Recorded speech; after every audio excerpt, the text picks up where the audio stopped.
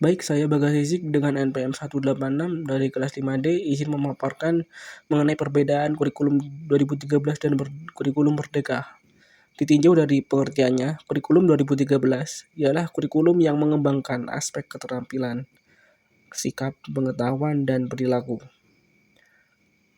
Menggabungan antara aspek keterampilan, sikap, dan pengetahuan dan perilaku terjadi dalam satu waktu dalam proses pembelajaran di sekolah. Dan proses pembelajaran berfokus pada atau dititik beratkan kepada pemecahan masalah atau menganalisis masalah dalam mencapai tujuan pembelajaran. Melatih siswa untuk menganalisis suatu masalah agar siswa dapat memecahkan masalah dalam hidupnya. Dan yang selanjutnya ialah pengertian kurikulum Merdeka. Hal ini sangat kontras dengan kurikulum 2013 karena kurikulum Merdeka mempunyai makna. Kurikulum Merdeka adalah kurikulum dengan pembelajaran intrakurikuler atau intrakurikuler dimaksud dengan pembelajaran yang terjadi di dalam kelas yang memuat konten yang beragam serta lebih mendalam. Konten yang sangat beragam dan sangat mendalam. Dan di sini siswa dapat secara optimal dalam menguasai materi. Karena kurikulum Merdeka bersifat mendiferensiasi atau menghargai perbedaan gaya belajar pada peserta didik, sehingga guru dapat menggabungkan antara satu dan lainnya gaya belajar untuk memaksimalkan agar siswa dapat memahami materi. Dan pada kurikulum Merdeka juga siswa dituntut untuk membuat sebuah proyek-proyek. Baik, selanjutnya yang saya bahas adalah perbedaan penilaian nilai rata-rata fase dan rencana pembelajaran. Pada kurikulum 2013, penilaian dirumuskan mengenai kompetensi inti. Dan terdapat 4 aspek. Kompetensi inti. Kompetensi yang harus dimiliki oleh seorang peserta didik dalam akhir pembelajaran atau akhir studinya. Yang pertama adalah KI 1 yaitu sikap, perubahan sikap yang lebih baik, dan KI 2 spiritual, perubahan spiritual yang lebih baik, dan yang ketiga KI 3 pengetahuan yaitu mengenai kognitif yang sangat ditekankan pada kurikulum 2013, dan KI 4 yaitu keterampilan. Dan yang menetapkan nilai rata-rata yaitu berupa KKM sama dengan kurikulum KTSP, masih menggunakan KKM. Dan yang ketiga, pada kurikulum 2013 tidak terdapat fase. Dan dalam menetapkan rencana pembelajaran, seorang guru sebelum melakukan pembelajaran harus membuat sebuah RPP ajar untuk sebagai rencana pembelajaran.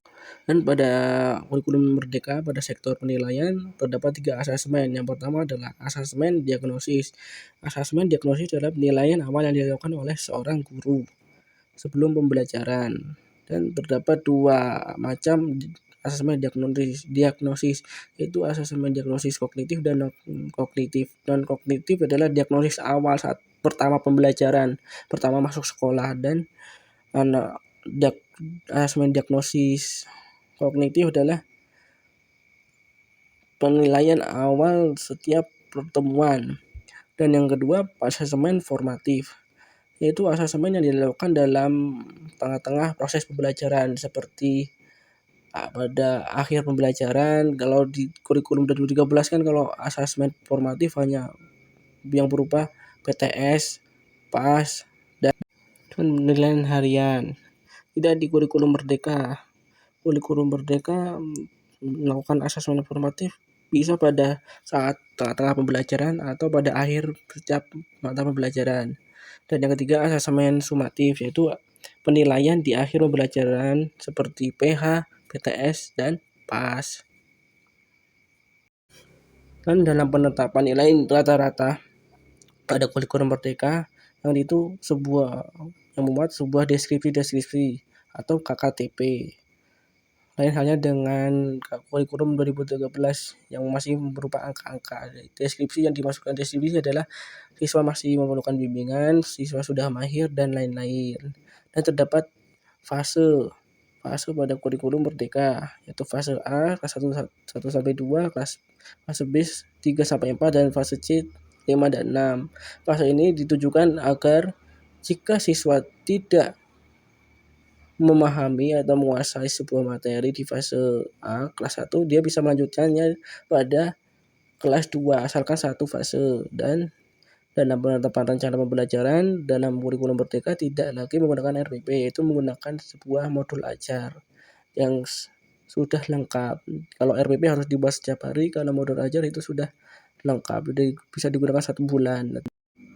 Dan yang terakhir yang saya akan bahas adalah karakter peserta didik.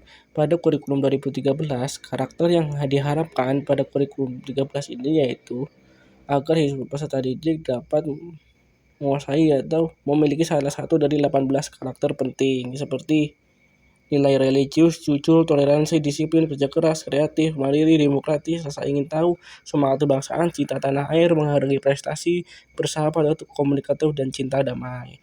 Tidak dengan kurikulum Merdeka. Kurikulum Merdeka lebih menekankan pada karakter yang dibangun pada kurikulum Merdeka, ya adalah karakter yaitu profil pelajar Pancasila atau P3 yang dilaksanakan yang akan menjadi P5 yang dimasukkan pada kokurikuler.